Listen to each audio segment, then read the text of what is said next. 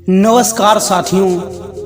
एक समय की बात है जब एक आश्रम में अपने गुरु के साथ एक शिष्य रहता था, लेकिन वह बड़ा ही आलसी था, क्योंकि वह आज का काम कल पर और कल का काम परसों पर टाल देता था।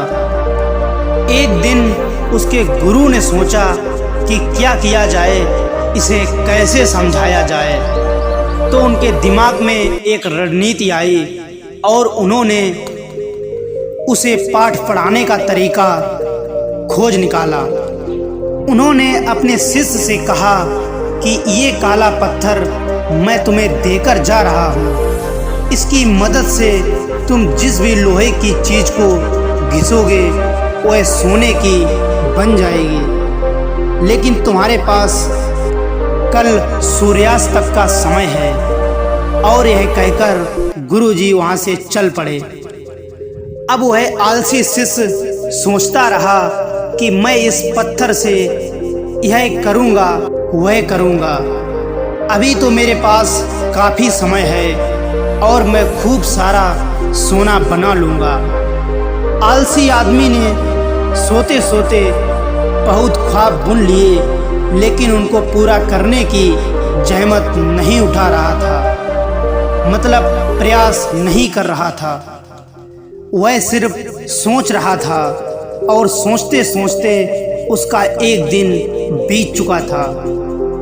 वह शिष्य जैसे ही सुबह उठा तो उसने सोचा, अभी तो मेरे पास शाम तक का वक्त है, मैं इसे बहुत जल्दी पूरा कर लूँगा। देखते देखते दोपहर हुई और उसने खाना खाया और सोचा थोड़ी देर आराम कर लेता हूँ, उठने के बाद यह कार्य पूरा कर लूँगा। और वह आलसी शिष्य वहाँ पर सो।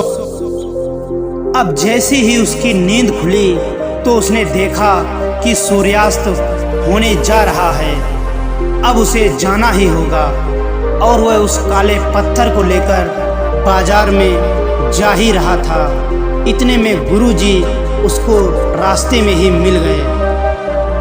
उन्होंने उस पत्थर को उस शिष्य से वापस ले लिया था और उन्होंने कहा कि तुम्हारा समय अब खत्म हो चुका है। उसको बहुत ही पछतावा हुआ कि वह समय के बावजूद भी कुछ नहीं कर पाया। साथियों, हमारे साथ भी यही होता है, कभी कभी हम भी यही करते हैं और इसी आलस की वजह से हम कभी भी आगे नहीं बढ़ पाते हैं।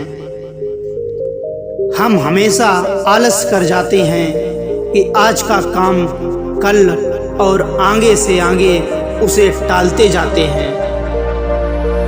इससे समय निकल जाता है, क्योंकि साथियों समय का पहिया तो रुकने वाला नहीं है।